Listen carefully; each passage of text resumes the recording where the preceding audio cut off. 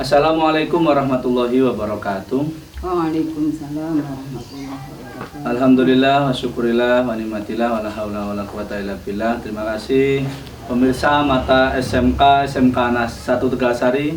Kita bertemu kembali, berjumpa kembali di acara spesial Ramadan Ceria Mata SMK 1 Tegalsari.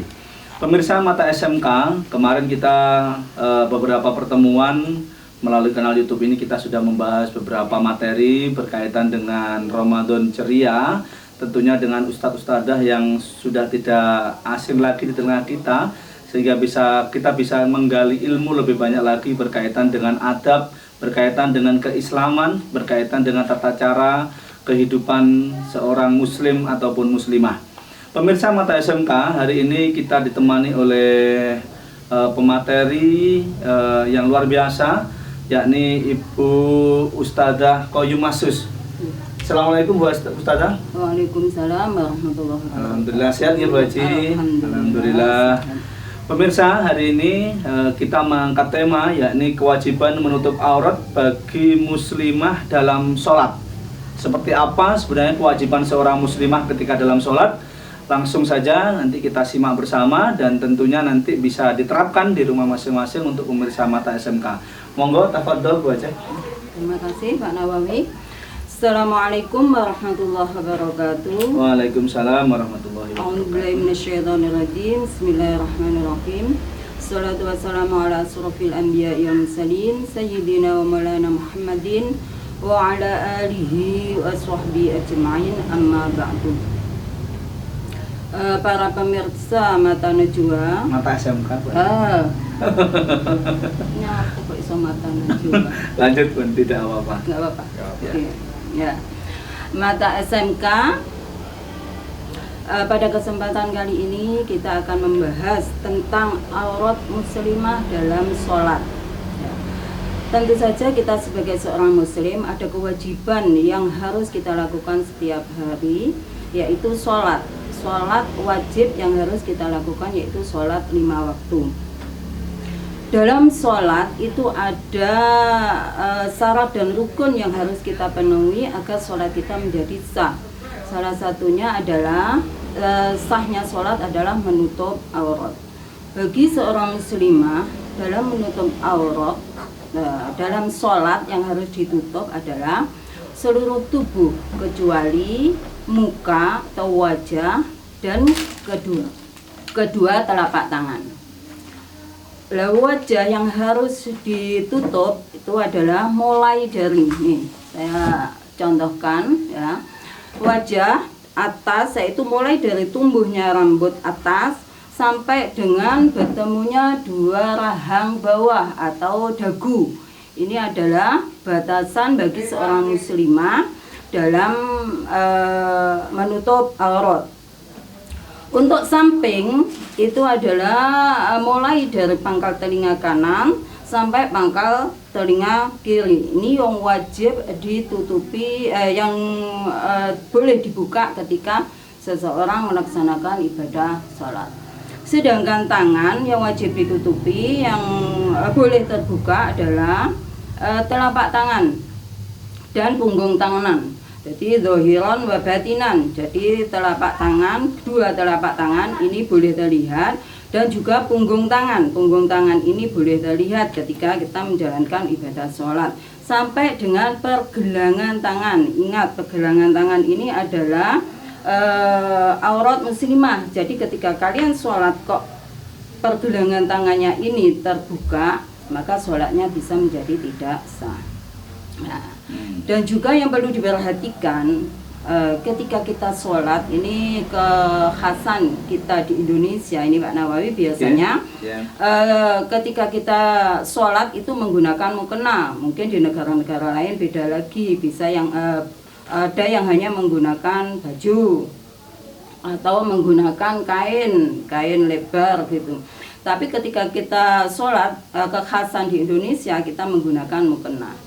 Jadi yang harus diperhatikan agar sholat kita itu sah, ketika kita menggunakan mukena yang perlu diperhatikan, yang pertama adalah bahan atau kain yang digunakan untuk mukena.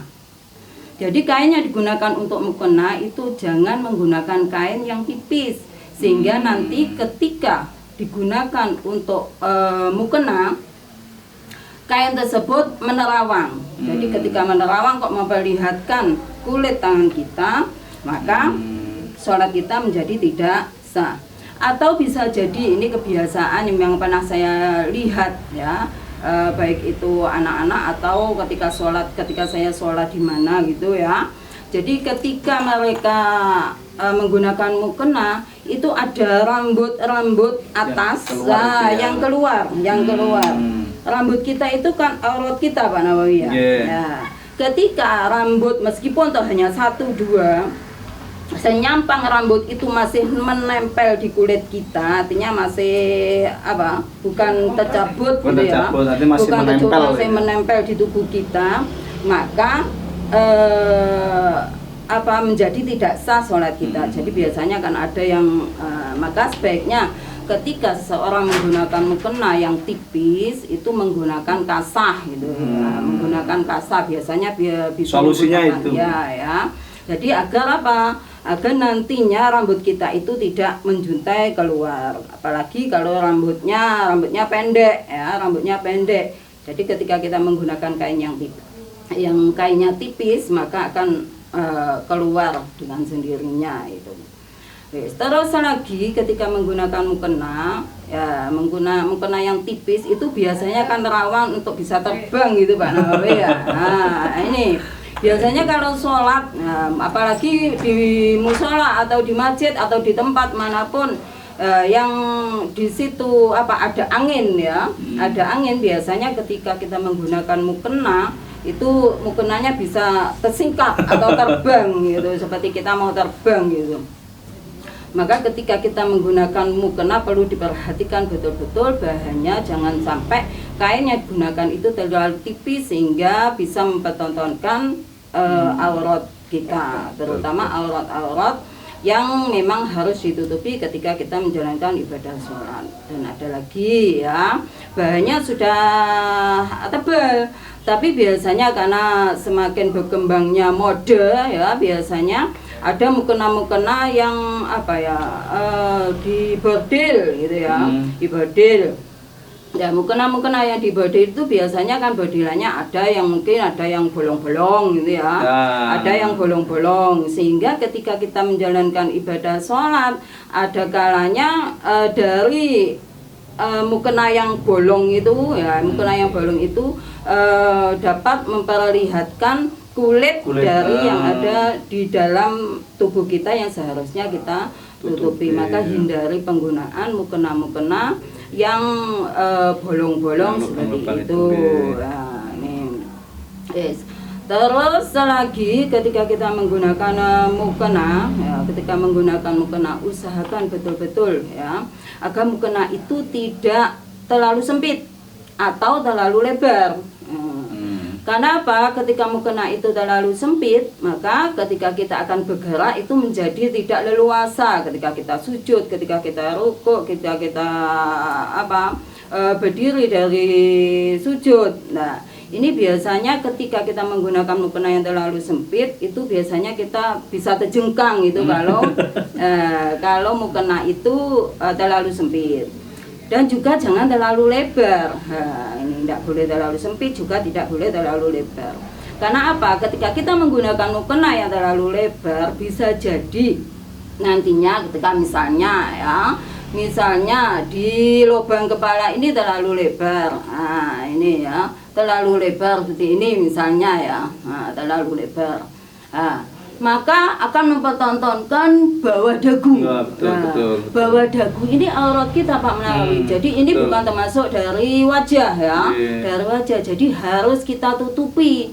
Maka ketika kita memperlihatkan bawah dagu ini bisa membatalkan sholat kita. Maka ketika kita menggunakan mukena jangan sampai terlalu longgar. Nah, terus dagu ini ditutup sampai segini Pak Menawi. Nah, ini sampai ke bawah dagu ya, pas itu. bawah dagu. Ini misalnya kok sampai menutup ini enggak apa-apa, karena apa? menyempurnakan yang wajib itu adalah wajib. Wajib. Ya, menyempurnakan yang wajib. Ini mazhab Imam Syafi'i ya. Betul, yang kita iya. pakai adalah mazhab Imam Syafi'i. Syafi'i. Ya, jadi menyempurnakan yang wajib itu adalah wajib.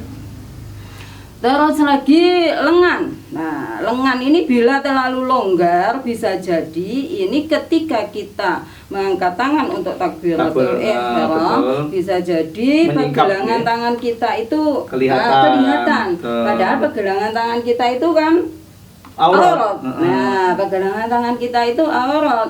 Ya, jadi sebaiknya ketika kita menggunakan mukena, pakai mukena yang ada ini Pak Nawawi, cincinnya. Nah, ini cincin ini. Ini iya, cincin. Ya, ini yang ada cincinnya. Jadi nanti ketika kita menggunakan mukena yang ada cincinnya ini, ketika kita takbiratul ihram, maka tidak akan menyingkap. Tidak khawatir akan menyingkap. Nah, betul, ini betul, ya. betul. Beda ketika tidak ada cincinnya, ketika kita takbiratul ihram pasti akan ini, naik. pasti ini akan naik. Ini apalagi kalau ini longgar ya. Dan kita tidak menggunakan baju yang menutupi aurat kita Sampai karena biasanya itu tadi. sampai pergelangan ini. Karena biasanya ketika kita akan menjalankan ibadah sholat itu kan ada kalanya yang hanya memakai baju pendek, kaos nyaman, atau gitu. kaos nyaman, atau ketika apalagi waktu taraweh itu ya biasanya kan gerah gitu ya. Jadi menggunakan pakaian-pakaian yang sekiranya tidak panas gitu. Nah, jadi ini yang perlu diperhatikan. Jadi ketika menggunakan mukena, apalagi ketika menggunakan mukena potongan itu Pak Nawawi ya. Ya ini mukena potongan itu rawan terjadinya kesalahan dalam menjalankan ibadah sholat. Artinya apa? Membatalkan sholat. Banyak sekali hal-hal yang perlu diperhatikan ketika kalian menggunakan mukena yang potongan yang potongan. Karena apa? Ketika menggunakan mukena potongan itu ya, ketika kita takbiratul ihram bisa jadi ya, takbiratul ihram misalnya ini mukena potongan Pak Nawawi ya. Nah, ini misalnya mukena potongan. Ketika takbiratul ihram itu Allahu Akbar. Nah, ini biasanya ini Allahu Akbar gini lah. Nah, ini biasanya ikut menyingkap. Terbuka. Nah, betul. Padahal di sini ketika hanya menggunakan pakaian atau tidak menggunakan pakaian yang menutupi auratnya, ya itu bisa membatalkan sholat. Nah, jadi ketika takbir Allahu Akbar. Dan juga lagi Pak Nawawi, jadi tidak boleh ketika seorang perempuan, seorang muslimah sholat kok kelihatan auratnya dari samping. Nah, jadi maksudnya dari samping ini gini. Jadi ketika menggunakan mukena potongan ketika menggunakan mukena potongan, jadi ketika takbiratul ihram itu biasanya kan keangkat. Nah, dari samping itu kelihatan apa maksudnya? Kelihatan di sini misalnya leher. Ini yang seringkali tidak diperhatikan oleh para muslimah ketika menjalankan ibadah sholat. Jadi leher ini juga aurat kita. Jadi ketika terbuka ketika kita takbiratul ihram atau ketika kita sujud ketika kita sujud sehingga mempertontonkan leher atau tangan kita, maka sholat kita menjadi tidak sah. Nah, ini yang perlu kita perhatikan lagi.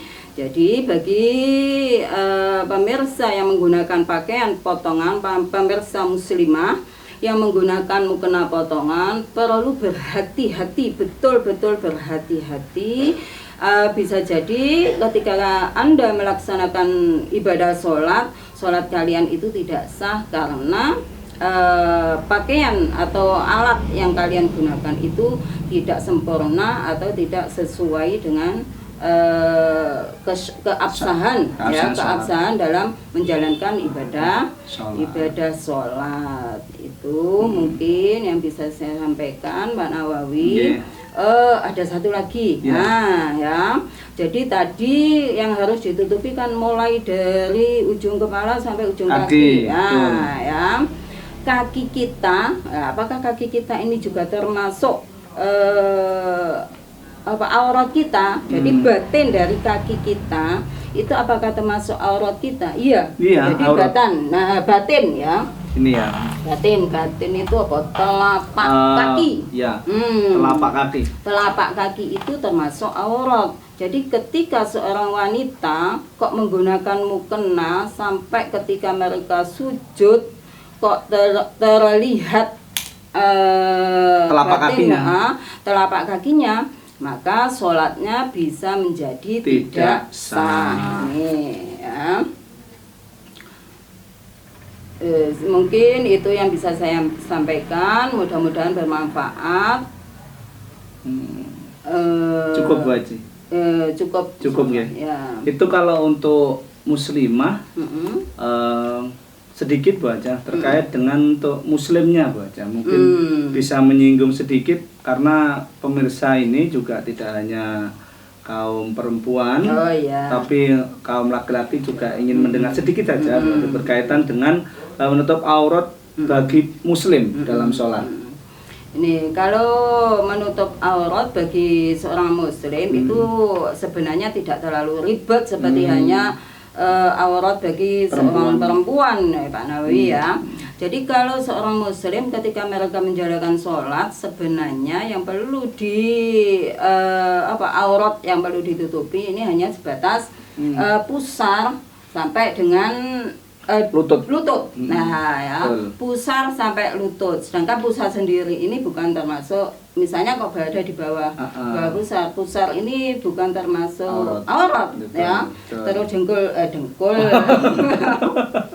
Ya, bahasa kekinian tuh dengkul ini. Ya, bahasa kerennya dengkul ini bukan termasuk aurat. Jadi ketika mereka menjalankan ibadah sholat, maka ketika sudah menutup antara pusar sampai dengan lutut itu sudah sah. Tapi perlu diperhatikan Pak Nawawi ya, ada adab yang harus kita perhatikan ya. Bukan berarti ketika kita hanya sholat hanya menutup mulai dari pusar sampai dengkul tok, terus aku sholat pakai celana pendek ya, celana pendek bal-balan. Nah, yang bisa menutup mulai dari pusar sampai lutut tidak, jadi ada adabnya. Jadi seperti halnya perempuan, mereka menggunakan mukena, bagi seorang laki-laki pun adab untuk sholat, dalam sholat itu juga harus menggunakan pakaian yang sekiranya pakaian itu sopan ya. Kalau kita itu ya menggunakan pakaian bisa celana, bisa sarung, atasannya bisa menggunakan pakaian muslim atau pakaian-pakaian yang biasa kita pakai sehari-hari, asalkan pakaian tersebut suci itu saja. Yang untuk laki-laki lebih simpel gitu, lebih simpel kalau laki-laki, jadi beda dengan yang perempuan tadi ya, karena yang harus ditutup seluruh tubuh kecuali muka dan telapak tangan, maka ya harus betul-betul hati-hati. Jadi betul-betul hati-hati, kehati-hatian kita. Jadi yang bisa mengoreksi diri, mengoreksi apakah sholat saya itu sudah benar apa belum, itu kan dirinya sendiri ya. Jadi ketika saya sholat itu apa benar saya sudah menutup aurat, itu kan dirinya masing-masing. Terima kasih Ibu Ustadzah Qoyum Mahsus atas penjelasannya, luar biasa sekali. Banyak ilmu yang bisa kita gali, banyak ilmu yang bisa kita terima di sini, tergantung bagaimana kita menyikapinya. Materi ini menarik sekali karena emang ini setiap hari kita lakukan. Sholat itu minimal 1 hari 1 malam 5 kali. Itu kalau nggak ada rawatibnya, 5 kali. Maka ini memang harus benar-benar paham betul bagaimana seorang muslim ataupun muslimah itu memahami cara berpakaian ketika sholat, termasuk adab ketika sholat. Perempuan dengan hanya wajah dan telapak tangannya ini merupakan PR yang luar biasa, maka harus berhati-hati betul. Laki-laki walaupun hanya pusar sampai lutut, tetapi ada adab bagaimana kita menutup aurat, menutup diri ketika sholat. Mungkin pemirsa itu yang bisa kita bahas pada pertemuan kali ini. Semoga kita diberikan kesehatan, kekuatan dalam menjalankan ibadah Ramadan tahun ini. Dan kami ucapkan terima kasih Bu Ustadzah. Sampai bertemu kembali di materi berikutnya. Untuk pemirsa mata SMK 1 Tegasari, saya kira cukup pertemuan kita kali ini. Terima kasih, kurang lebihnya mohon maaf. Semoga bermanfaat. Sampai bertemu kembali di Ramadan Ceria SMK 1 Tegasari. Assalamualaikum warahmatullahi wabarakatuh. Waalaikumsalam warahmatullahi wabarakatuh.